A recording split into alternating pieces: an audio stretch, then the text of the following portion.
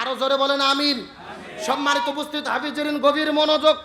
যেহেতু এখানে বিষয় দিয়েছে পবিত্র ঈদুল আজহা কুরবানি সম্পর্কে আলোচনা করার জন্য আজকের মাহফিল। টাইম যেহেতু কম, ভূমিকা ছাড়াই আমি আপনাদের মধ্যে কথা বলতে চাই। এই বাংলাদেশে যখন ঈদ চলে আসে, কুরবানি ঈদ আসতে গেলে বাংলাদেশের 90 থেকে 95% মানুষ কুরবানি করতে যেয়ে একটা ভুল করে। আমার দিকে লক্ষ্য করেন, গভীর মনোযোগ। 90 থেকে 95% লোক কুরবানি করতে যেয়ে ভুল করে। ভুলটা কি? আমার দিকে লক্ষ্য করেন। আজকে আমাদের গ্রামের মধ্যে আমরা যখন কুরবানি করি, আমরা বলি আব্দুল সালামের নামে কুরবানি, আব্দুর রহিমের নামে কুরবানি, এরকম একটা ভাষা আছে না নাই? এটা সম্পূর্ণ ভুল। কোনো ব্যক্তির নামে কুরবানি হবে না, কুরবানি করতে হবে কার নামে? আল্লাহর কোরআন বলেছেন, কুল ইন্না সলাতি ওয়া নুসুকি ওয়া মাহইয়ায়া ওয়া মামাতি লিল্লাহি রাব্বিল আলামিন। আপনি বলুন, আমার নামাজ, আমার কুরবানি, আমার জীবন, আমার মরণ সবকিছু কার জন্য? এখন বলেন, আল্লাহর জন্য যেটা করা দরকার ওটা অন্যদের জন্য করলে কি হয়? শিরিক হয়ে যায়। শিরিক হলো কবিরা গুনাহ। ইন্না শিরকা লা যুলমুন আযীম। শিরিক হলো মহাজুলুম। শিরিকের গুনাহ আল্লাহ মাফ করে না। একটাবার ভেবে দেখেন, আমরা জীবনে কত ভুল করছি। আল্লাহ বাদ দিয়ে ব্যক্তির নামে কুরবানি আমরা করি কি করি না? এমনকি হুজুরের কাছে একটা কাগজ লিখে দেওয়া হয়, হুজুর একেবারে খেটা খেট 10-12টা নাম বলতিছে, আব্দুল সালাম, আব্দুল করিম, রুহুল কুদ্দুস, বুলু, আবুল মফিস, সব কয়ে কুরবানি দিচ্ছে। এদের নামে কুরবানি সম্পূর্ণ ভুল। কোনো ব্যক্তির নামে কুরবানি নয়, কুরবানি কার নামে? তাহলে সমাধান কি? আমাদেরকে বলতে হবে অমুক ব্যক্তির পক্ষ থেকে, অমুক ব্যক্তির পক্ষ থেকে, কিন্তু কার নামে কুরবানি? আজকে বাংলাদেশে যখন কুরবানি চলে আসে, আমাদের মধ্যে একটা তর্ক বিতর্ক চলে আসে, 7 ভাগে কুরবানি হবে কিনা, ভাগে কুরবানি দেওয়া যাবে কিনা। বিশেষ করে বাংলাদেশের আলে হাদিসের যারা শায়েখ আছে, এরা বলে ভাগে কুরবানি চলবে না। আবার এখন নতুন করে বলতিছে ব্যক্তির পক্ষে কুরবানি হবে না, পরিবারের পক্ষে কুরবানি। ভাগে কুরবানি হবে কিনা জানার দরকার আছে না নাই? গভীর মনোযোগ, আমার কথাগুলো প্রয়োজনীয়। আমি সরাসরি কোরআন সুন্নাহর আলোকে বলতেছি, ভাগে কুরবানি দিতে পারবেন, তবে ভাগে কুরবানি 3টা কারণে বাতিল হয়। জোরে বলেন, কয়টা কারণ? ভাগে কুরবানি 3টা কারণে বাতিল হয়ে যায়। এই 3টা কারণ বলার আগে আমি বলি, ভাগে কুরবানি জায়েজ আছে কিনা। আমার নবী হাদিস শরীফের মধ্যে বলেন, বুখারী শরীফের হাদিস, ওয়ান জাবির বিন আব্দুল্লাহ রাদিয়াল্লাহু তাআলা খারাজনা মা রাসূলুল্লাহি সাল্লাল্লাহু আলাইহি ওয়াসাল্লাম। হযরত জাবির বিন আব্দুল্লাহ বলেন, আমরা নবীর সঙ্গে সফরে বের হলাম। সফরে বের হওয়ার পরে আমরা কুরবানি করেছি রাসূলের সাথে। এক গরুতে 7 ভাগ, এক আপনার উটে 7 ভাগ। সুবহানাল্লাহ কোন। তাহলে আমার নবী যদি সাহাবীদেরকে নিয়ে 7 ভাগে কুরবানি দেয়, ভাগে কুরবানি জায়েজ আছে না নাই? সুতরাং যারা বলবে ভাগে কুরবানি জায়েজ নাই, এরা হলো ফিতনাবাজ। এদের থেকে সাবধান থাকতে হবে। ভাগে কুরবানি জায়েজ আছে, এটার বিরোধিতা করার সুযোগ নেই। কিন্তু ভাগে কুরবানি বাতিল হয় কয় কারণে? বোঝার জন্য বলেন, কয় কারণে? 3টি কারণে ভাগে কুরবানি বাতিল হয়ে যায়। নম্বর 1, আপনি যাদের সঙ্গে ভাগে কুরবানি দেবেন, ভাগে কুরবানি দিতে গেলে 7 ভাগেই দেন, 5 ভাগেই দেন, 3 ভাগেই দেন, প্রত্যেকটা শরীরের যেই টাকা দিয়ে পশু কিনবেন, এই টাকাটা হালাল হতে হবে। জোরে বলেন, কি হতে হবে? আপনি 7 জনে ভাগে কুরবানি দিচ্ছেন, 6 জনের টাকা হালাল, কিন্তু একজন সুদ খায়, ঘুষ খায়, মানুষ থেকে অন্যায়ভাবে টাকা উপার্জন করে, চাঁদা তোলে। ওই লোক নিয়ে যদি কুরবানি দেন, 7 জনের ভেতরে 6 জনের টাকা হালাল, একজনের টাকা হারাম। একজনের টাকা হারাম খাওয়ার কারণে 7 জনের কুরবানি বাতিল বলে গণ্য হবে। এই জন্য সাবধান, কুরবানি দিতে গেলে ভাগে সবার টাকা হালাল কিনা দেখতে হবে। 2 নম্বর, যদি ভাগে কুরবানি দিতে যান, আপনাকে দেখতে হবে যাদের সঙ্গে ভাগে কুরবানি দেবেন এরা নামাজি কিনা, এটা দেখতে হবে। জোরে বলেন, কি দেখতে হবে? খুব মনোযোগ, ভালো করে বুঝবেন। আল্লাহ তাআলা কুরবানি ওয়াজিব করেছে, ফরজ করেছে। কুল ইন্না সলাতি ওয়া নুসুকি। আপনি নামাজ পড়েন, তারপরে কুরবানি করেন। চিৎকার করে বলেন, আগে নামাজ না আগে কুরবানি? কথা কয় না, আগে নামাজ না আগে কুরবানি? আল্লাহ বলছেন, ফাসাল্লি লিরাব্বিকা ওয়ানহার। আগে নামাজ পড়ো, তারপরে কুরবানি করো। তাহলে কি বোঝা যাচ্ছে, আগে নামাজ না আগে কুরবানি? আরো জোরে বলেন। তাহলে বোঝা গেল যাদের সঙ্গে ভাগে কুরবানি দেবেন এদের কি হতে হবে? নামাজি হতে হবে। এখন খুবই বিপদ, গ্রামের মধ্যে নামাজিকে যদি ভাগে খোঁজেন, দেখা যাচ্ছে নামাজির চাইতে বেনামাজির সংখ্যাই বেশি। কথা কর না কে? কেউ যদি বলে, কে রে বেনামাজি, তোদের সঙ্গে কুরবানি দেব না। বেনামাজিরা বলতেছে, আমরাই এক দল, তোরা নামাজি ভেনো দে, আমরা বেনামাজি আলাদা দেব। পরে দেখা যাচ্ছে বেনামাজি দলই বড়। কথা কর না কে? এখন সমাধান কি ভালো করে বুঝবেন? বেনামাজিদের কুরবানি দিতে দেবেন না এটা আমি চাচ্ছি না, বরং আমি চাচ্ছি শরীয়তের ফায়সালা। আপনি যেহেতু কুরবানি 15 দিন পরে দেবেন, টাইম আছে, আজকে থেকে আপনি নামাজ ধরেন। তাহলে 7 ভাগে কুরবানি দেবেন, 6 জন নামাজ পড়েন, 1 জন পড়েন না, এই 6 জন মিলে যে নামাজ পড়ে না ওকে আগে নামাজ ধরাতে হবে। তাহলে গভীর মনোযোগ, ভাগে কুরবানি 3টা কারণে বাতিল।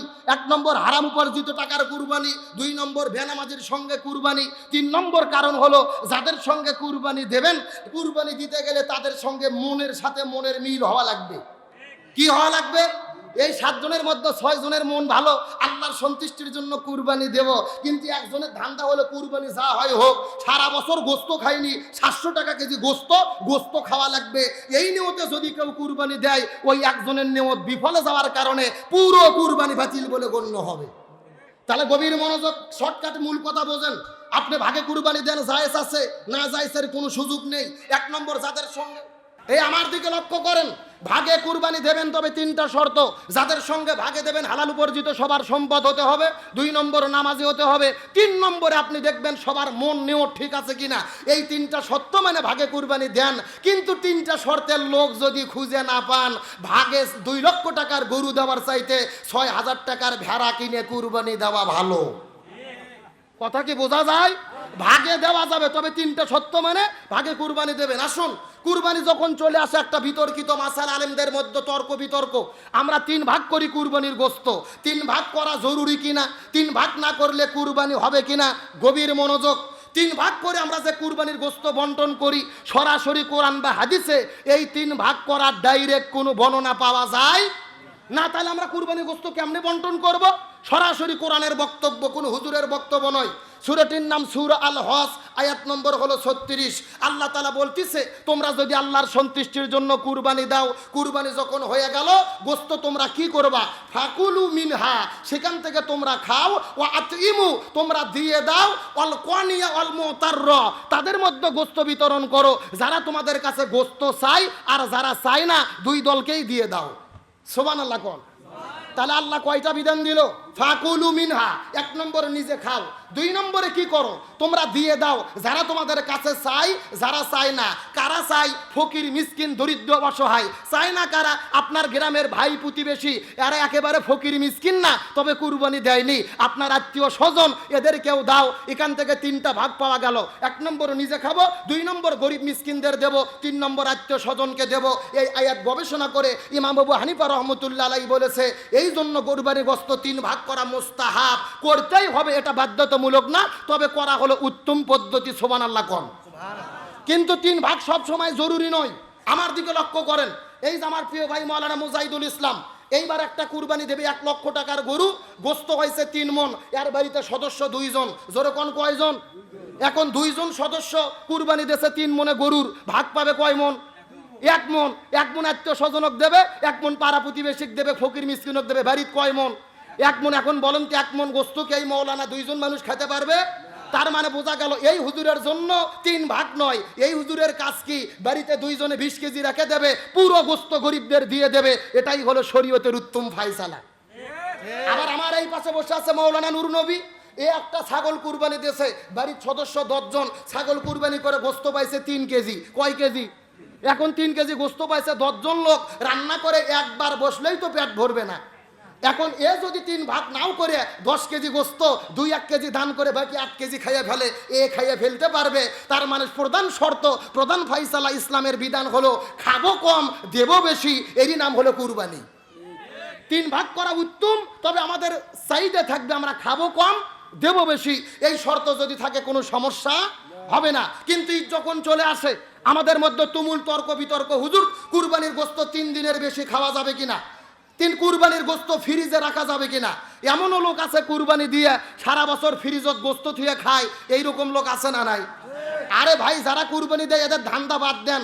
আমাদের গ্রামে কিছু লোক আছে, ওরা গরু কুরবানি ছাগল কুরবানি দেয় না, কিন্তু কুরবানির আগে ফ্রিজ কেনে। জোরকান কি কেনে?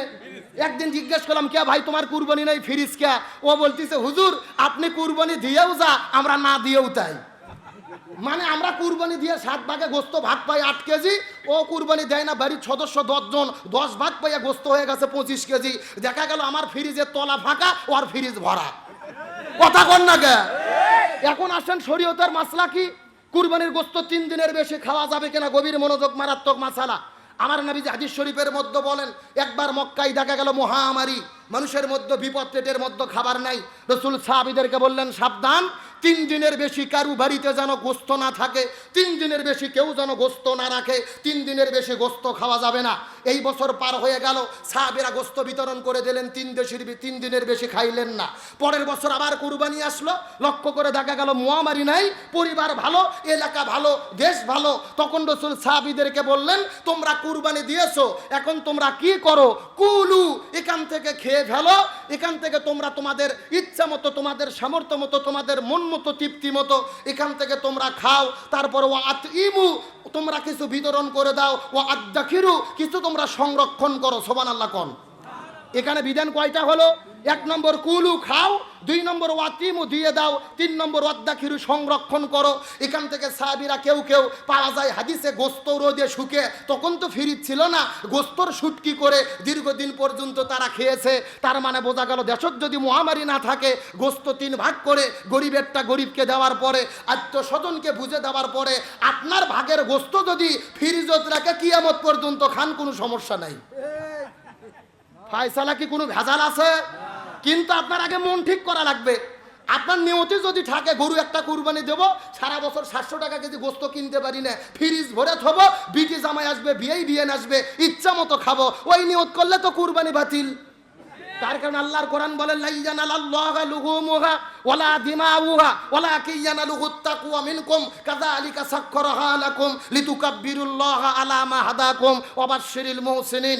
আল্লাহ বলে, তোমরা যেই কুরবানি করো, এই কুরবানির গোশত, চামড়া, রক্ত কোনো কিছু আমার কাছে আসে না। আমি আল্লাহ, আমার কাছে আসে তোমাদের অন্তরে অবস্থিত তাকওয়া। সুবহানাল্লাহ কোন? তার মানে আল্লাহ আপনার 2 লাখ টাকার গরু দেখবে না। আপনি 2 লাখ টাকা গরু দিয়েছেন মানুষকে দেখানোর জন্য, আর আপনার পাশে আব্দুল সলিম, সে কুরবানি দিয়েছে 6000 টাকার একটা ভেড়া আল্লাহর সন্তুষ্টির জন্য। আল্লাহ বলতেছে 2 লাখ টাকার গরু লোক দেখানো, ওর কুরবানি বাতিল। 6000 টাকা ওই যে ভাবাচ্ছে যেই ভেড়া, ওর কুরবানি আল্লাহর কাছে কবুল। সুবহানাল্লাহ কোন? আজকে লোক দেখানো ইবাদত আমাদের জমিনের মধ্যে আছে না নাই? আজকে এমনও লোক আছে, কুরবানির হাটে গরু কিনতে যায়, গরু কেনার আগে সেলফি শুরু হয়। যেরকম কি একেবারে গরুর ঘাট ধরে সেলফি তুলতিছে, গরু বাড়িতে নিয়ে যে সেলফি তুলে বন্ধুদের পাঠে দিচ্ছে, কেউ আবার মাইডে দিচ্ছে। কুরবানি যে করবে, গরু জব হচ্ছে, ও সেলফি তুলতিছে। এমনও লোক আছে, গরুর চামড়া ছিলতিছে, গরুর উপরে সেলফি তুলতিছে। তার মানে গরু কেনার থেকে শুরু করে খাওয়া পর্যন্ত, বাটা পর্যন্ত আর সেলফি শুধু চলতিছে। সেলফি আর সেলফি, খালি মোবাইল ধরে খালি বাজ দিচ্ছে। কথা কন না কে রে? ওর কুরবানি আল্লাহর দরবারে কবুল হবে? ও তো গরু কুরবানি করার আগে 6 লাখ লোক ফেসবুকত দেখাচ্ছে। কথা কন না কে? ওর কুরবানি তো মানুষকে দেখানোর জন্য, ওর কুরবানি আল্লাহর জন্য নয়। এই জন্য সাবধান, গরু যেটা কেনেন, পশু যেটা কেনেন, ফেসবুকে দেবেন না, সেলফি তুলবেন না। ঈদের দিনে জবে করার সময় সেলফি, গোস্ত বাটার সেলফি, রক্ত মাতানোর সেলফি। আবার কিছু কিছু যুবক গত বছর দেখলাম একটা করে আপনার টি-শার্ট বানাইছে, পেছনে লিখে দিয়েছে 1 দিনের কষাই। কয় দিনের কষাই? মানে ওরা নাকি 1 দিনের কষাই হয়েছে। ইচ্ছা মতো গোস্ত নিয়ে খেলাখেলি করতেছে। অনুভূতি আনার বিষয়, হযরত ইব্রাহিম আলাইহিস সালাম ইসমাইলকে কুরবানি করেছে, ওই অনুভূতি নিয়ে যদি কেউ গরু কুরবানি করে, সেলফি তোলা তো দূরের কথা, চোখের কান্না বন্ধ করতে পারবে না। সুতরাং সেই অনুভূতিকে আমরা অন্তরে আনতে পেরেছি। এই জন্য বলে, লোক দেখানোর জন্য সেলফির কোনো কাজ নাই, এগুলো কাজ করা যাবে না, এখান থেকে আমাদেরকে দূরে রাখতে হবে। আবার কুরবানির ঈদ যখন চলে আসে, আমরা কুরবানির দিনে এমন খাওয়া খাই, পেপসি 7 আপ না খেলে গরু গোস্ত হজম হয় না। কথা কন না কে? মানে ঈদের দিনে দেখবেন বিটির বাড়ির যাচ্ছে বাপ গোস্ত নিয়ে, 1 কেজি গোস্ত, সাথে 2 লিটার একটা 7 আপ। আমার রাসূল বলেছেন, খাও তোমরা পেটকে 3 ভাগ করে, 1 ভাগ খালি রাখো, 1 ভাগ খাও, আর 1 ভাগ পানি খাও। আর আমরা এমন মুসলমান, এমন খাওয়া খাই, 7 আপ না খেলে গোস্ত হজম হয় না। তারপরে দেখবেন সারা বছর যত রোগ না হয়, ডাক্তারের কাছে রুগী না যায়, কুরবানি ঈদের পরে রুগী ভিড় জমে যায় লাইন ধরে। তার মানে বোঝা গেল বেশি খাওয়ার জন্য রোগ চলে আসে না। আপনি অবশ্যই খাবেন, খেতে হবে রসুলের সুন্নাত মতো। আর একটা কথা পরিষ্কার করে বলতে চাই, ঈদের দিনে 7 আপ খান, পেপসি খান, কোকাকোলা খান, এগুলো কোল্ড ড্রিঙ্কস, এগুলো কমল পানি, ও এগুলোর অবস্থা কি জানেন? ডাক্তাররা রিপোর্টে বলেছে বাংলাদেশের অধিকাংশ মানুষ যারা কিডনি নষ্ট হয়ে মারা যাচ্ছে, কিডনি ড্যামেজ হয়ে যাচ্ছে, এর অন্যতম কারণ হলো এই 7 আপ, পেপসি, কোকাকোলা, কোমল পানি খাওয়ার কারণে। এই জন্য সাবধান, ইচ্ছা মতো খাইয়া 7 আপ, কোকাকোলা, পেপসি খাবেন না। আর একটা কারণ কি, আজকে ফিলিস্তিনে মুসলমানদের মারতিস ইসরায়েল। এই যে কোকাকোলা কার পণ্য? ইসরায়েল। পেপসি কার পণ্য? ইসরায়েল। 7 আপ কার পণ্য? ইসরায়েল। আপনি গরু গোস্ত করে ঈদের গোস্ত খাচ্ছেন, গরুর গোস্ত, আর আপনি ইসরায়েলের 7 আপ খেয়ে তাদের পকেটে টাকা তুলে দিচ্ছেন মুসলমানদের মারার জন্য। আপনি ঈদের অনুভূতি বুঝতে পারেন নাই। সুতরাং বেশি খাই এমন কোনো কাজ যেন না হয় আমাদের, এই জন্য আমাদেরকে সজাগ থাকতে হবে। আপনাদের কি কষ্ট হয়? রাগ করেন? আরে ভাই, ওয়াজ তো বহু বক্তারই শুনছেন। বর্তমান প্রেক্ষাপটে আমুলের ওয়াজ করতেছি। জোরকান কিসের ওয়াজ? এই আমুল তো শুরু হবে এই যে 7 দিন পরে যখন ঈদ চলে আসবে। কথা বলেন ঠিক কিনা?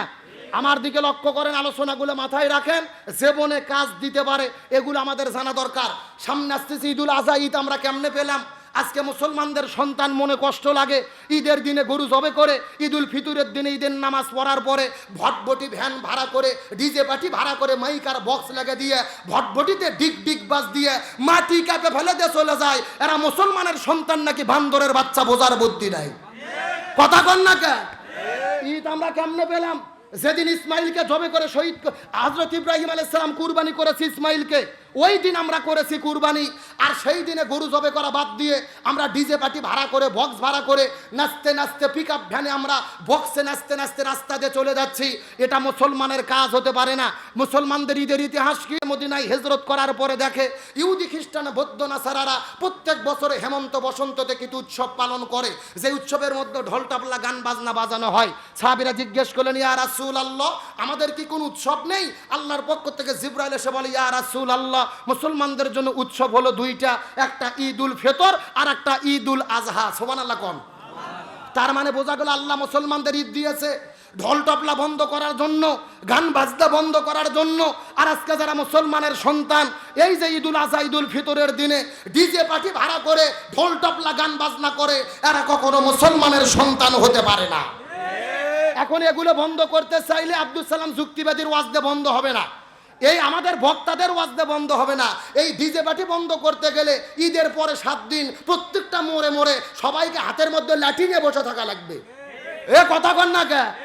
সম্মিলিত প্রচেষ্টা ছাড়া এগুলো বন্ধ করা যাবে না। শোন, এগুলোর দিকে নয়, আলোচনা যেহেতু সংক্ষিপ্ত, আর 15-20 মিনিট টাইম আছে, আমি কথা বলি। ঈদ আমরা কেমনে পেলাম? হযরত ইব্রাহিম আলাইহিস সালাম, রাসূল বলেন সুন্নাত আবিকুম ইব্রাহিম আলাইহিস সালাম, কুরবানির ঈদ হলো ইব্রাহিম নবীর সুন্নাত। সুবহানাল্লাহ কোন? এই ইব্রাহিম নবী পৃথিবীতে এসেছেন, 1 নয় 2 নয়, তার জীবনে প্রায় 100টি পরীক্ষা নেওয়া হয়েছে। আর প্রত্যেকটা পরীক্ষার ভেতরে হযরত ইব্রাহিম আলাইহিস সালাম গোল্ডেন এ প্লাস পেয়ে পাস করেছে। একটু জোরে কর না সুবহানাল্লাহ, আরো জোরে। আপনাদের কি কষ্ট হয়? আলোচনা কি চলবে?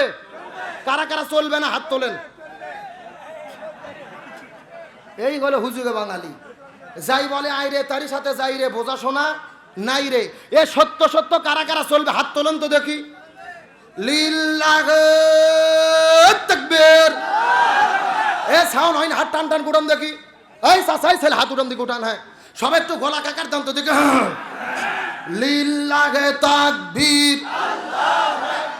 আল কোরআনের আলো, আল হাদিসের আলো, দুনিয়ার মুসলিম, ইসলামের শত্রুরা, কোরআন আছে যেখানে, সুদ ঘুষ যেখানে, দুর্নীতি যেখানে, স্টার জলসা যেখানে, আলেম ওলামা যেখানে, লিল্লাহ তাকবীর। আলহামদুলিল্লাহ বলেন। যাকে এতক্ষণে বোঝা গেল এই এলাকাতে আজকে মাহফিল একটা হচ্ছে, তাহলে হযরত ইব্রাহিম আলাইহিস সালামের জীবনে কয়টা পরীক্ষা আল্লাহ নিয়েছে? একটু কথা বলেন। এখন মূল আলোচনায় ঢুকতেছি। কয়টা পরীক্ষা? আর প্রত্যেকটা পরীক্ষার মধ্যে ইব্রাহিম আলাইহিস সালাম গোল্ডেন এ প্লাস পেয়ে পাস করছে। সুবহানাল্লাহ কোন? হযরত ইব্রাহিম আলাইহিস সালামের জন্মের আগে থেকে তার জীবনের পরীক্ষা শুরু হয়েছে। কখন থেকে? জন্মের আগে থেকে তামাম পৃথিবীতে 4 জন শাসক শাসন কার্য পরিচালনা করেছে। তার মধ্যে 2 জন হলো কাফের আর 2 জন হলো মুসলমান। কাফেরের মধ্যে 2 জন, 1 নম্বর হলেন নমরুদ, 2 নম্বর বক্তে নসর। 2 জন মুসলমানদের মধ্যে 1 নম্বর হলেন বাদশাহ জুলকারনাইন আর একজন হলেন বাদশাহ সুলাইমান। সুবহানাল্লাহ কোন। এই নমরুদ পুরো পৃথিবী শাসন কার্য পরিচালনা করেছে। চিৎকার করে বলেন, নমরুদ ভালো শাসক ছিল না খারাপ শাসক? আরো জোরে বলেন। আমার প্রিয় বন্ধুগণ, মুসলমান ভাইরা গভীর মনোযোগ। সময় যেহেতু কম, আমি আপনাদের মধ্যে ভূমিকা ছাড়া একটা মেসেজ দেওয়ার পরে বিদায় নিয়ে চলে যাওয়ার চেষ্টা করব। এই পৃথিবীর ভেতরে নমরুদ ছিল জালেম বাদশা। এই জালেম বাদশা রাজ্য পরিচালনা করার জন্য তার আশপাশের ভেতরে কিছু জ্যোতিষী মণ্ডলী ছিলেন। আকাশ গণনা করে করে, তারকা গণনা করে করে ভবিষ্যৎবাণী বলে দিত। সেই মতো নমরুদ তার জীবনের শাসন কার্য পরিচালনা করত। একদিন নমরুদ লক্ষ্য করে দেখে আশপাশের ভেতরে সমস্ত জ্যোতিষীগুলো মন খারাপ করে বসে আছে। নমরুদ ডাকতে বলে, জ্যোতিষী তোমাদের মন খারাপ করার কারণ কি? জ্যোতিষীরা ডাকতে বলে, যা বানা নমরুদ, আমাদের মন খারাপ করার কারণ হলো আমরা পূর্ব আকাশে লক্ষ্য করে দেখেছি, ওই পূর্ব আসমানের ভেতরে এমন কিছু তারকা দেখা যায় যেই তারকা পৃথিবীতে আমরা কোনোদিন দেখতে পারি নাই। এইটা দেখার পরে আমাদের মনটা বড় খারাপ হয়ে গেছে। নমরুদ বলে, আকাশের তারকা দিয়ে কি কাজ হবে জানতে চাই। জ্যোতিষীরা ডাকতে বলে, নমরুদ এই আকাশের তারকা বলে দিতেছে আজ থেকে 3 দিনের ভেতরে কোন ছেলের ঔরস থেকে, স্বামীর ঔরস থেকে মায়ের গর্ভের মধ্যে একটা সন্তানের আগমন ঘটবে। ওই সন্তানের মাধ্যমে ওই লোকটা যখন পৃথিবীতে আগমন করবে, ওই সন্তানটা পৃথিবীতে আসার পরে দিনে দিনে যখন বড় হয়ে যাবে, ওই সন্তানের মাধ্যমে তোমার রাজত্ব ধ্বংস হয়ে যাবে। আজ থেকে 3 দিনের মধ্যে স্বামীর ঔরস থেকে মায়ের গর্ভে একটা সন্তান যাবে। ওই সন্তান পৃথিবীতে আসার পরে তার মাধ্যমে তোমার রাজত্ব ধ্বংস হবে। এখন বলেন তো দেখি, যুগে যুগে কোনো জালেম বাদশা কি চায় তার ক্ষমতা যাক?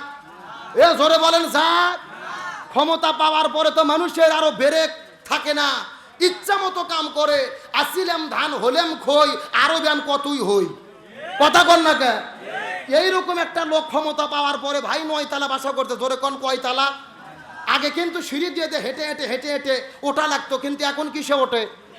এই লোকটা লিফটে 9 তলাতে ওঠার পরে রাতের 9টার দিকে ল্যাপের মধ্যে কম্বলের মধ্যে শুয়ে থেকে বলতিছে, আমাকে এখান থেকে নামাই কে? নামাই। এই কথা বলে রাত 9টার দিকে ল্যাপের মধ্যে শুইছে।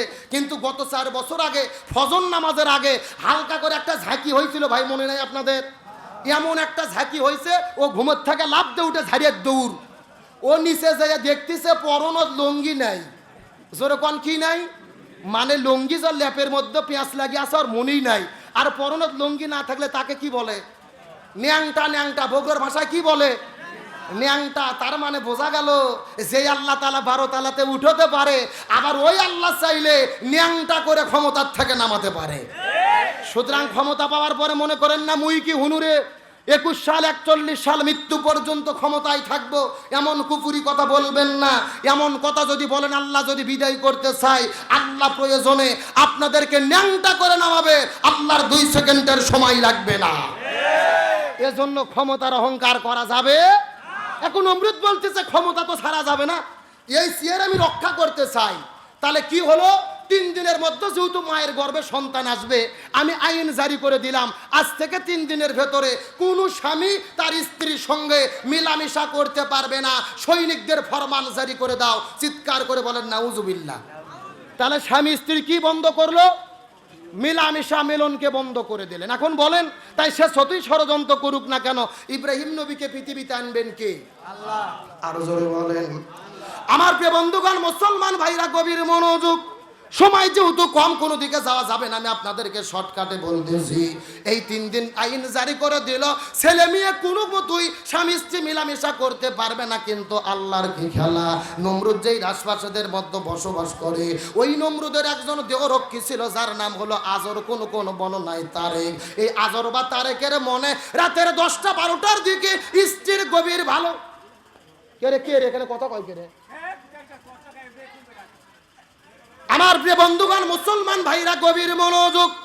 রাতের 10টা-11টার দিকে যখন মনের মধ্যে ভালোবাসা জাগ্রত হলো, আল্লাহর কি খেলা, এই আজরের স্ত্রী তার মনের মধ্যে আল্লাহ ভালোবাসা জাগ্রত করে দিল।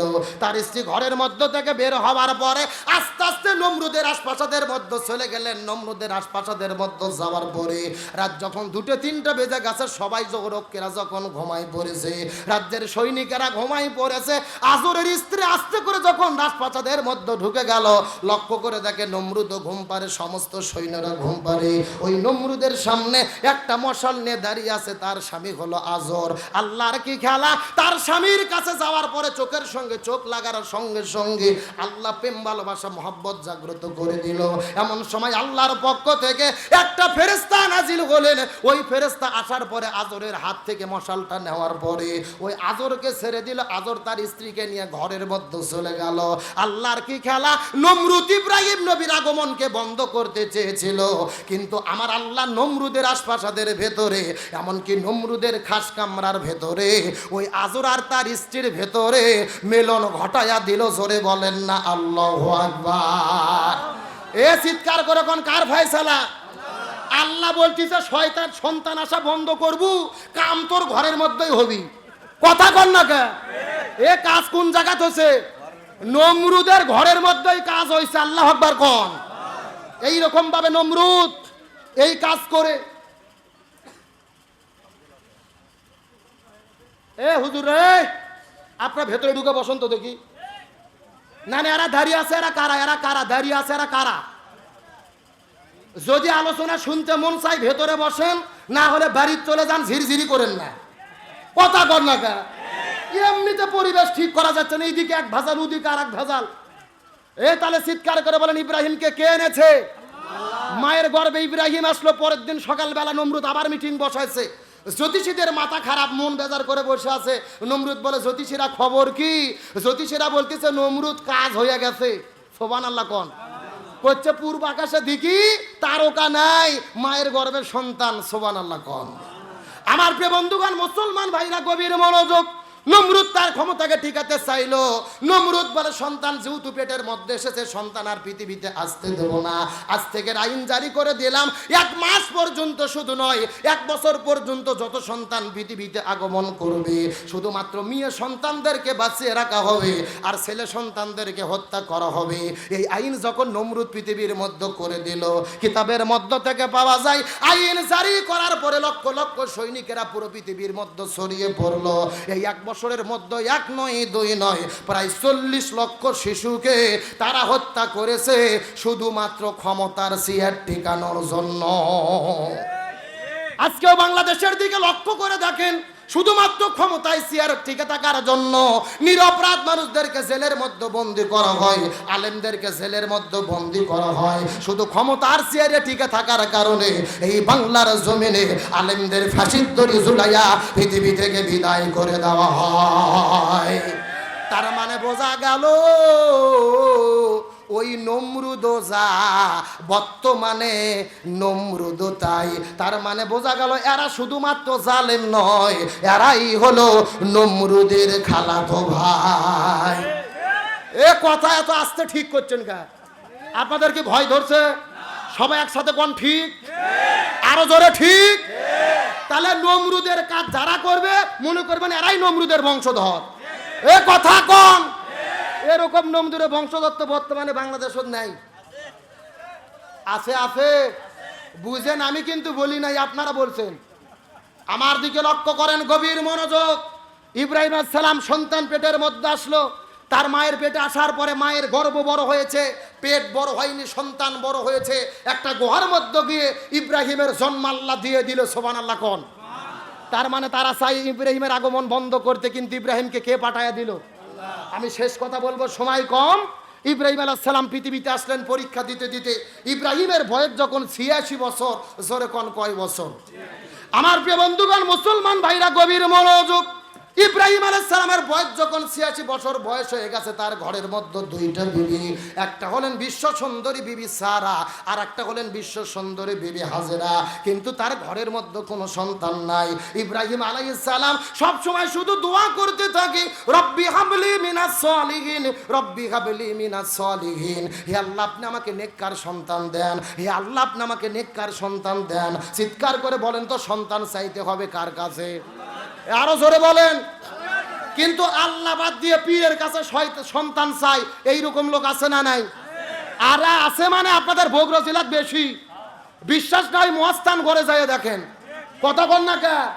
শুক্রবারে যায় দেখবেন হাজার হাজার মানুষেরা সন্তান চাচ্ছে মাইসার বলকির কাছে, মাজারের কাছে। এখন বলেন সন্তান দিতে পারে কে? আরো জোরে বলেন। আল্লাহ ছাড়া কারো কাছে সন্তান চাওয়া যাবে না। আজকে বাংলাদেশে কাদের বিরুদ্ধে কথা বলবেন? এই বাংলাদেশে কিছু বক্তা আছে, এই বক্তাগুলোই মানুষদেরকে শিরিক শিখায়, বিদআত শিখায়। এমনও বক্তা আছে আল্লাহর নামে জিকির করে না, জিকির করে বাবার নামে। জোরে বলেন কার নামে? দয়াল বাবা, কেল্লা বাবা, ফতে বাবা, গরিব বাবা, মিসকিন বাবা, আলু বাবা, পুটল বাবা, মূলো বাবা, ওরেব বাবা। এ আছে না নাই? এগুলো জিকিরের ট্রেনিং দেয় বাংলাদেশের প্রধান ভণ্ড মুফতি গিয়াসউদ্দিন তাহেরি। এ কথা কন না কে? আমার তো মনে বলেন নামের আগে থেকে মৌলানার মুফতিয়াকে কাটে দেওয়া দরকার। আর জিকির কি? আমি কার লাগি সাজাইলাম কুঞ্জ যত্ন করে, আমি কার লাগি সাজাইলাম কুঞ্জ যত্ন করে। তুমি আইলা না গো মুর্শিদ, আইলা না গো রিজভি বাবা, আমার ভাঙা ঘরে আমি কার লাগি সাজাইলাম কুঞ্জ যত্ন করে। এ কথা কোন, কথা কোন? মদিনার গোলামি আমায় দেই জালালি মোরে, মদিনার গোলামি আমায় দেইও মাশাআল্লাহ। এ আছে না নাই? এরা জিকির করে বাবার নামে, কেল্লা বাবা, ফতে বাবা, গরিব বাবা, মিসকিন বাবা। চিৎকার করে বলেন জিকির হবে কার নামে? আল্লাহ বলছেন ফাজকুরুনি আযকুরুকুম, তোমরা আমার জিকির করো, আমি আল্লাহ তোমাদের জিকির করব। সুবহানাল্লাহ বলেন। হাদিসের মধ্যে এসেছে 4টা শব্দ ছাড়া জিকির করা জায়েজ নাই। সহি শব্দে 4টা জিকির, সুবহানাল্লাহ, আলহামদুলিল্লাহ, লা ইলাহা ইল্লাল্লাহ, আল্লাহু আকবার। এই 4টা শব্দ ছাড়া যেই বক্তাগুলো জিকির করে এরা সুন্নাতে জিকির করে না, এরাই হলো ভণ্ডদের দালাল। এরকম ভণ্ড আছে না নাই? আর ওই গিয়াসউদ্দিন তাহেরি আলেমদের বিরুদ্ধে ফতোয়া দেয়, শায়েখ আহমদুল্লাহর বিরুদ্ধে কাফের বলে ফতোয়া দেয়, অথচ নিজেই গান গাইতে যায় কাফের হয়ে যায়। গত 4 বছর আগে গান গিয়েছিল, আল্লাহর ধন রসুলকে দিয়ে আল্লাহ গেল গায়েব হয়ে। নাউজুবিল্লাহ বলবেন না? আর রসুলের ধন খাজাই পাইয়ে শুয়ে আছে আজমিরেতে, কেউ ফেরে না খালি হাতে খাজা বাবার দরবার থেকে। এ নাউজুবিল্লাহ কোন?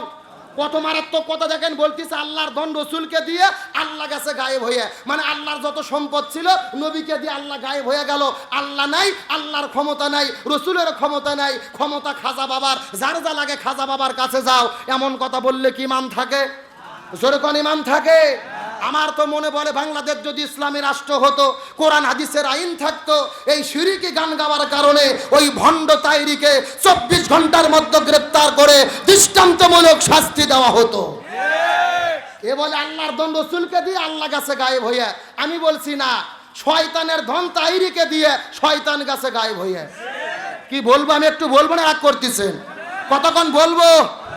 শয়তানের ধন তাহেরি রে দিয়া গেলেন শয়তান গায়েব হইয়া, শয়তানের ধন তাহেরি পাইয়া ঘুরতে আসে মাহফিলে, কেউ ফেরে না ঈমান নিয়ে ভণ্ড তাহেরির মাহফিল থেকে। আরো জোরে কোন? এই সমস্ত আলেমদের বক্তাদের ওয়াজে গেলে মানুষ ঈমান থাকতো বেশি হবে, এদের মাহফিলে গেলে আরো ঈমান মানুষ হারা হয়ে যাবে। তবে ধরা পড়েছে মুফতি গিয়াসউদ্দিন তাহেরি, ধরা খাইছে তাহেরি। মুফতি আলী হাসান ওসামা তাকে চ্যালেঞ্জ করেছে 48 ঘন্টা, অনলাইন অফলাইন কোথায় পারবা আসো, তোমার সঙ্গে চ্যালেঞ্জ করব। মুফতি তারপরে তাহেরির কোনো খবর নাই, খুঁজে পাওয়া যাচ্ছে না। তার মানে বোঝা যায় শক্তের ভক্ত নরমের জম। কথা কন না কে? শায়েখ আহমদুল্লাহ কথা বলে না, চুপ থাকে থেকে তার বিরুদ্ধে লেগেছে। তাইরির বিরুদ্ধে ফতোয়া দিয়েছে আলাউদ্দিন জিয়াদি। ও বলেছে তাইরি হলো বাউল বক্তা, এই তাইরির পেছনে নামাজ হলে, নামাজ পড়লে নামাজ হবে না। আল্লাহ আকবার কোন, এটা আমাদের ফতোয়া না। আলাউদ্দিন জিয়াদি ওরই জাত ভাই, ওরই ঘরনার ভাই, আটরশি দরবারের যিনি একটা আলেম, সে ফতোয়া দিল তার বিরুদ্ধে। আজকে আমরা শায়েখ আহমদুল্লাহর পক্ষে কথা বললে তাইরির ভক্তরা বলে আমরা শায়েখের দালাল। আমরা বলতে চাই, ও তাইরি ভাই, আলাউদ্দিন জিয়াদি কার দালালি করতেছে একটু প্রকাশ করো জাতির সামনে। ও বলতেছে তাইরি হলো বাউল বক্তা, তার কারণ তাইরির ভেতরে আর মমতাজের মধ্যে কোনো পার্থক্য নাই। এ কথা কর না কা, ওই তাইরি মাইক পাইলেই নাচানাচি, মাইক পাইলেই লাফালাফি। ওই তাইরির গান বিয়ের বাড়িতে চলে, মমতাজের গানও বিয়ের বাড়িতে চলে। তাইরির গান হিন্দুদের পূজায় চলে, মমতাজের গানও পূজার মধ্যে চলে। তার মানে বোঝা গেল মমতাজ আর তাইরির মধ্যে কোনো পার্থক্য নাই। এ জোরে কোন, ওরা হলো জাত ভাই বোন, মানে কোম্পানি একই, শুধু মডেল আলাদা। কথা কোন, মানুষ কত জাহিল হতে পারে। আমার দিকে তাকান, গত 2 দিন আগে দেখলাম গিয়াসউদ্দিন তাইরি লিচুর গাছে চড়েছে। এক বাদা লিচু পাড়ার পরে বলতিছে এই লিচু আমি শায়েখ আহমদুল্লাহকে হাদিয়ে দেব, মুফতি আমির হামজাকে হাদিয়ে দেব, তারা যদি আমার কাছে ক্ষমা চায়। আরে ভাই, এই সমস্ত বক্তাদেরকে দেখে বোঝার বুদ্ধি নাই, এরা বক্তা নাকি টিকটক আর পার্থক্য বোঝা যায় না। এ যুবকেরা কথা বলো। আর যেভাবে তার বডি ল্যাঙ্গুয়েজ, কথা বলার ধরন, এরা লেডিস না জন্ডিস, বোঝার কোনো বুদ্ধি নাই। এই জন্য বলতে চাই, আর দয়া করে ফতুয়াবাজি করো না। শায়েখ আহমদুল্লাহর বিরুদ্ধে এক ভণ্ড হুজুর গান গেয়েছিল, ও শায়েখ আহমদুল্লাহ তুমি ক্ষমা চাও না, কি ভুল করেছো তুমি বলো না। সিনেমার গান নকল করে গাইলো গান। গতকালকে লাইভে সেই ভণ্ড বক্তা বলতিছে আমি খুবই বিপদে পড়েছি, আমাকে একটু হেল্প করেন, আমাকে সাহায্য করেন, এলাকার মানুষ আমাকে দেখতে পারতেছে না, যেখানেই যাই অপমানিত হচ্ছি। আমরা বলি এ ভণ্ড বক্তা, দুনিয়াতে শুধু অপমানিত নয়, তুমি মরিয়া দেখো ফেরেশতারা তোমাদের জন্য লাঠি আর বাটাম নিয়ে রেডি আছে। তার কারণ কি, তুমি হক্কানি আলেমের বিরুদ্ধে কথা বলেছো। ও বলতিছে আমার গোপন ভিডিও ভাইরাল করে দিতে পারে। আমাদের এলাকায় একটা কথা আছে, চোরের মন, যখন চোরের মন। কে রে, তোর গোপনে কি এমন ভিডিও আছে তোর এত ভয় লাগে কে? আমার তো মনে চাচ্ছে একে গণধোলাই দিয়ে রিমান্ডে নিয়ে বের করা দরকার, এর জীবনে কত ভণ্ডামি আছে। সুতরাং আমরা বলতে চাই, আলেমদেরকে বলবো আর দলাদলি করবেন না। আমাদের পিঠ দেওয়ালের সঙ্গে ঠেকে গেছে। এই বাংলাদেশে আলেমরা যদি আমরা এক হতে না পারি, এই মুসলমানদের বাংলাদেশে আরো 12টা বাজবে। সুতরাং আসুন, আল্লাহ আমাদেরকে এক হওয়ার মতো তৌফিক দান করুক, বলেন আমিন। তাহলে হযরত ইব্রাহিম আলাইহিস সালামের জীবনে পরীক্ষা নিচ্ছেন কে? আর জোরে বলেন।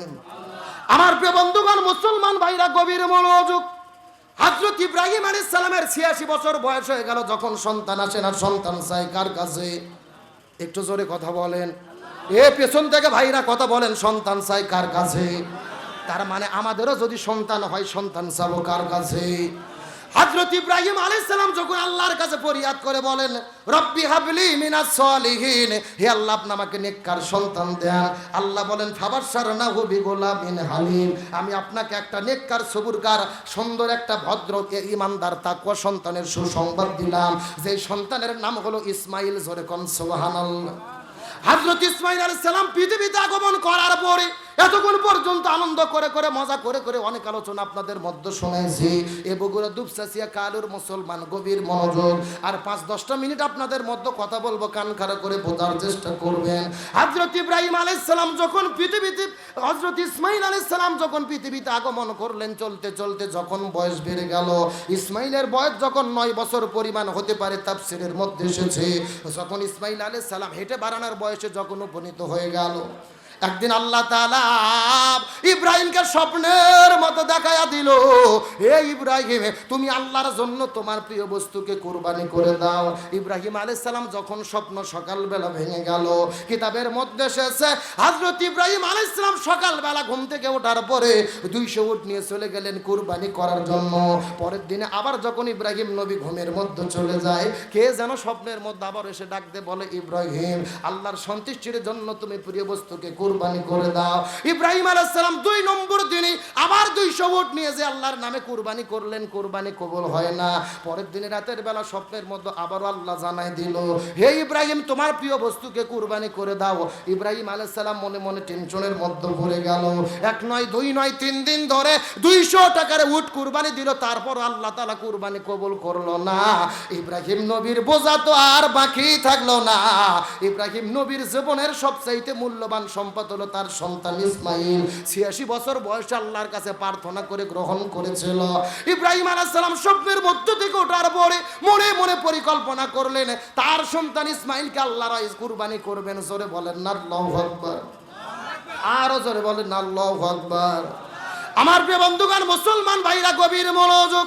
আমরা কুরবানি করি কিন্তু কুরবানির অনুভূতি বুঝতে পারি না, কুরবানির ইতিহাস আমাদের ভুলে গেলে চলবে না।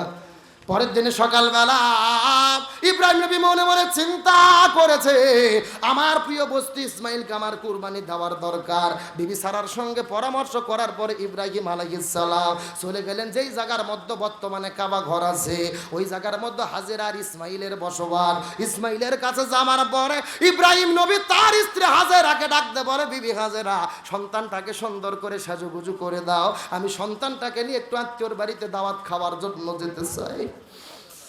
এই কথা বলার পর হযরত ইব্রাহিম আলাইহিস সালাম যখন হাজেরাকে বললেন, হাজেরা আলাইহিস সালাম সন্তানটাকে সুন্দর করে সাজুগুজু করে দিয়ে চোখের মধ্যে সুরমা লাগায়া দিয়া সুন্দর করে নতুন জামা পরে দিয়ে বাবার হাতে তুলে দিয়ে হযরত ইব্রাহিম আলাইহিস সালাম তার সন্তান ইসমাইলকে সঙ্গে করে নেওয়ার পরে মরুভূমির মধ্যে চলে যাচ্ছেন। মিনা পাহাড়ের পাদদেশে সন্তানকে কুরবানি করবে। সন্তানটাকে নিয়ে যখন মিনা পাহাড়ের দিকে যাওয়া শুরু করে দিলেন, শয়তান তো বসে থাকে নাই। শয়তান ইসমাইলের কাছে যাওয়ার পরে ডাকতে বলে, ইসমাইল তুমি কোথায় যাচ্ছ? ইসমাইল ডাকতে বলে, আমি আমার বাবার সঙ্গে দাওয়াত খাওয়ার জন্য যাচ্ছি। শয়তান ইসমাইলকে বাদ দিয়ে বাড়িতে চলে গেলেন হাজেরার কাছে। হাজেরার কাছে যাওয়ার পরে ডাকতে বলে, বিবি হাজেরা, তোমার সন্তান কোথায় গিয়েছে জানতে চায়। হাজেরা ডাকতে বলে, আমার সন্তান তার বাবার সঙ্গে দাওয়াত খাইতে গেছে। শয়তান ডাকতে বলে, না না না, ভুল বলতেছো, তোমার সন্তানটা তো দাওয়াত খাওয়ার জন্য যায় নাই, তোমার সন্তানটাকে তোমার সামনে নিয়ে গেছে কুরবানি করার জন্য। এমন সময় ডাকতে বলে, হাজেরা, বাবা কখনো সন্তানটাকে হত্যা করতে পারে না। শয়তান ডাকতে বলে, তোমার সন্তানটাকে ইব্রাহিম কুরবানি করবে আল্লাহর হুকুমে, আল্লাহ হুকুম করেছে সন্তানটাকে কুরবানি করার জন্য। হাজেরা কথাটা শোনার পরে ডাকতে বলে, এ শয়তান, তুমি ভালোভাবে জেনে নাও, আল্লাহ যদি হুকুম করে আমার ইসমাইলকে কুরবানি করার জন্য রে, আমি আমার সন্তান এক ইসমাইল কেন, আল্লাহর সন্তুষ্টি অর্জনের জন্য আমি হাজেরা আমার হাজার হাজার ইসমাইলকে আল্লাহর জন্য কুরবানি করতে চাই। লিল্লাহি তাকবীর। আমার বন্ধুগণ, মুসলমান ভাইরা গভীর মনোযোগ।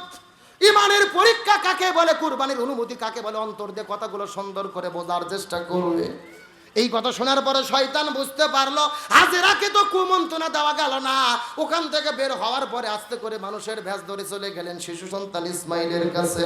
ইসমাইলের কাছে যাওয়ার পরে ডাকতে বলে, বাবা তুমি কোথায় যাইতেছো জানতে চাই।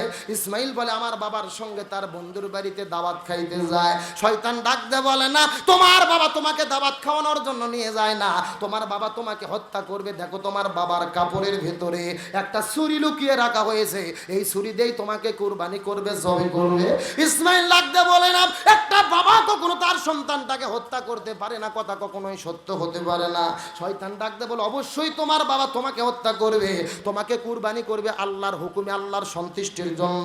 তার কারণ হলো এমনটি হুকুম আল্লাহ তাআলা আসমান থেকে করেছে। ইসমাইল ডাকতে বলে, শয়তান রে, তুমি আমাকে কুমন্ত্রণা দিতে চাও, তুমি আমাকে আঘাত দিতে চাও, তুমি আমাকে ভুল বুঝাইতে চাও, ঈমান হারা করতে চাও। এই শয়তানের বাচ্চা জেনে রাখো, আল্লাহ যদি হুকুম করে আমি ইসমাইল কুরবানি হওয়ার জন্য, আমি ইসমাইল শুধু একবার নয় রে শয়তান, আমি আল্লাহ যদি হুকুম করে আমি ইসমাইল আল্লাহর জন্য হাজার হাজার বার আল্লাহর জন্য কুরবানি হতে চাই। আমার প্রিয় বন্ধুগণ, মুসলমান ভাইরা গভীর মনোযোগ।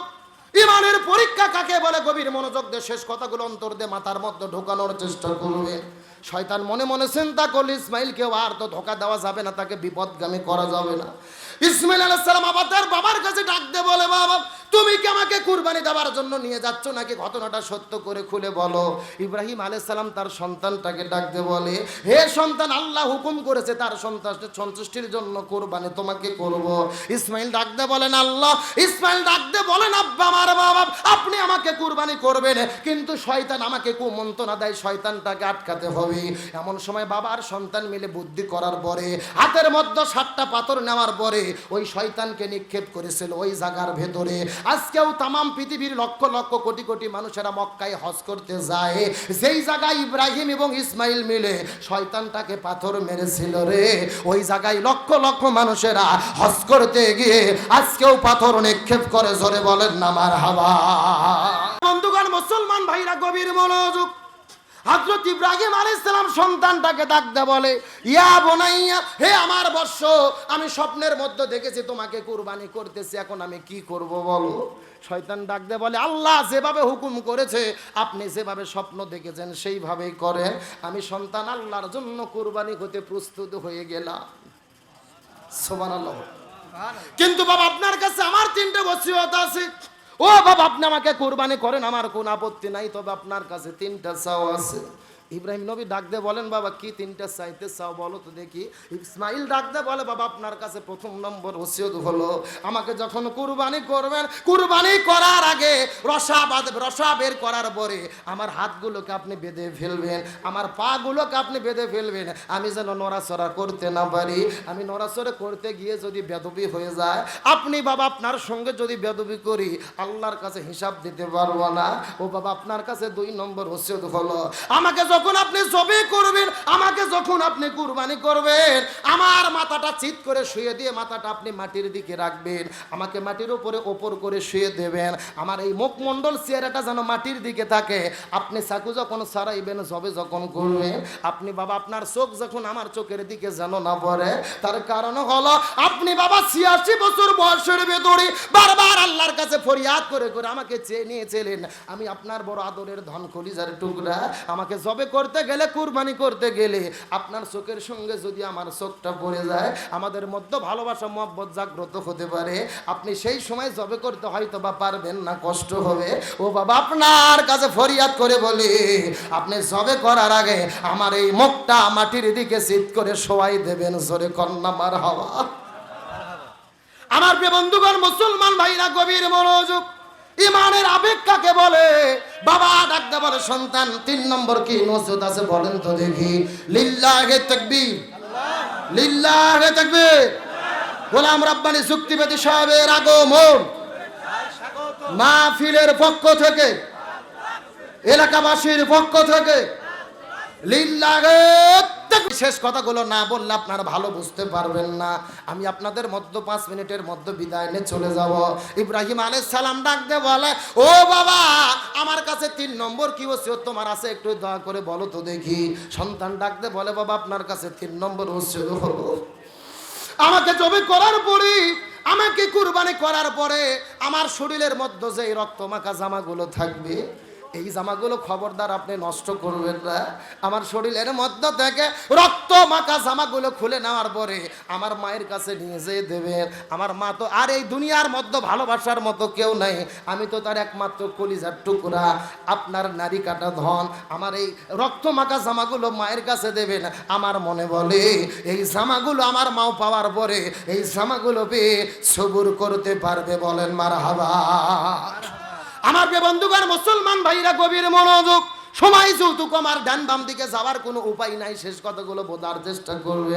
এই 3টা শর্ত দেওয়ার পরে হযরত ইব্রাহিম আলাইহিস সালাম সুন্দর করে তার সন্তানের হাত পাগুলো রশি দিয়ে বেঁধে ফেললেন, আস্তে করে তার চোখগুলো কালো কাপড় দিয়ে বেঁধে ফেললেন, আস্তে করে মাটির মধ্যে ওপর করে শোয়াই দিয়া হাতের মধ্যে চাকু নিয়ে যখন ওপর দিক থেকে চাকু মারা শুরু করে, পিছন দিক থেকে মাথাটা উপর করে শোয়াই দিয়ে ঘাড়ের মধ্যে যখন ছুরি চালানো শুরু করলেন, ছুরি চালায় কিন্তু তারপরও ছুরিটার গলাটা কাটে না, ছুরি চালাই তারপরও ছুরিটা কাটে না। সন্তান ভেতর থেকে ডাকতে বলো, বাবা ও বাবা, আপনি আরো জোরে ছুরি চালান। আপনি কেন জোরে ছুরি চালান না? আল্লাহ হুকুম করেছে আমাকে কুরবানি হয়ে যেতে হবে। আপনার মনের মধ্যে কি দয়া মায়া মহাব্বত জাগ্রত হয় নাকি? ও বাবা, আপনি জোরে জোরে ছুরি চালান, আমি আল্লাহর সন্তুষ্টির জন্য কুরবানি হয়ে যেতে চাই। ইব্রাহিম নবী আবার শরীরের মধ্যে শক্তি করে আবারও জোরে জোরে ছুরি চালায়, তারপরও ছুরি যখন ইসমাইলকে কাটে না, ইব্রাহিম নবী বারবার ছুরি চালাইতে সর্বশেষ যখন ব্যর্থ হয়ে গেল, ইব্রাহিম নবীর শরীরের মধ্যে বড় রাগ, ওই ছুরিটা এমন জোরে ফেলে দিয়েছে, ওই ছুরিটা একটা পাথরের সঙ্গে লাগার সাথে সাথে ওই পাথরটা খণ্ড বিখণ্ড হয়ে গেছে। জোরে বলেন না আল্লাহু আকবার। ইব্রাহিম ডাকতে বলে, এ ছুরি বারবার চেষ্টা করলাম আমার সন্তানটাকে কুরবানি করার জন্য, তুমি কেন কাটলে না? কারণ জানতে চায়। এমন সময় ছুরি ডাকতে বলে, ও ইব্রাহিম, যে আল্লাহ তোমাকে একবার কুরবানি করতে আদেশ করেছে, ওই আল্লাহ আমাকে 10 বার ইসমাইলকে কাটতে নিষেধ করেছে। লিল্লাহ তাকবীর। সঙ্গে সঙ্গে আল্লাহর পক্ষ থেকে হযরত জিবরাইল আলাইহিস সালাম একটা দুম্বা নিয়ে আগমন করলেন, তাকবীর দেওয়া শুরু করলেন, আল্লাহু আকবার, আল্লাহু আকবার, লা ইলাহা ইল্লাল্লাহ, আল্লাহু আকবার, আল্লাহু আকবার, লিল্লাহিল হাম। চিৎকার করে তাকবীরটা আমার সঙ্গে পড়েন, আল্লাহু আকবার, আল্লাহু আকবার, লা ইলাহা ইল্লাল্লাহ, আল্লাহু আকবার, আল্লাহু আকবার, লিল্লাহিল হাম। এই রকম তাকবীর দিতে দিতে হযরত জিবরাইল আলাইহিস সালাম একটা দুম্বা আনার পরে আস্তে করে তার শরীর সামনে শোয়াই দিল, দুম্বাটাও কুরবানি হয়ে গেল। এই আলোচনার মাধ্যমে আমি আপনাদেরকে একটা শিক্ষা দিতে চাই। আল্লাহ বলেন, ফালাম্মা আসলামা ওয়া তাল্লাহু লিল জাবিন, যখন তারা সবাই মিলে জবে করার জন্য একতাবদ্ধ হয়ে গেল, সন্তান জবে হতে রাজি, বাবাও সন্তানকে জবে করতে রাজি। তার মানে বোঝা যাচ্ছে হযরত ইব্রাহিম জবে করার জন্য প্রস্তুত হয়ে গেছে, হাজেরা তার সন্তানটাকে দেওয়ার জন্য রাজি হয়ে গেছে, আর ইসমাইল নিজেও কুরবানি হবার জন্য প্রস্তুত হয়ে গেছে।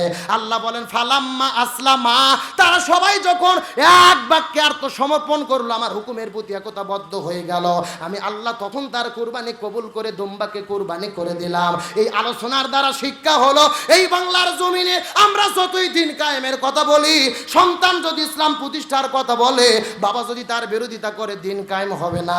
আবার যদি স্বামী যদি ইসলামী আন্দোলনের নেতা হয়, বউ যদি ইসলামী আন্দোলনের বিরোধিতা করে, এই জমিনের মধ্যে দিন কায়েম করা যাবে না।